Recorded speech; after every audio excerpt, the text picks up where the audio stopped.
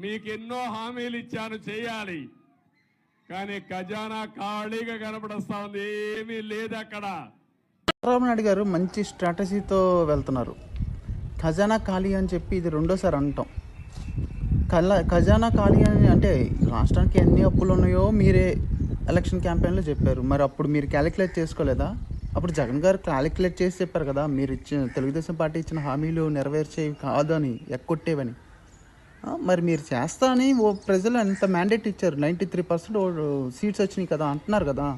మరి మీరు ఏదో ఒకటి చేయాలి, మీ హెరిటేజ్ షేర్లైనా అమ్ముకొనైనా చేయాలి. జగన్మోహన్ రెడ్డి గారు పాండమిక్ టైంలో 2 years అసలు ట్యాక్స్ కలెక్షనే తక్కువ. 2 years అసలు స్టేట్ రెవెన్యూ లేని టైంలో కూడా సంక్షేమ ఫలాలు అందరికీ బ్యాంక్ అకౌంట్లో వేశారు. అది జగన్మోహన్ రెడ్డి గారికి ఉన్న కమిట్మెంట్ స్కీమ్స్ మీద, ఇచ్చిన హామీల మీద.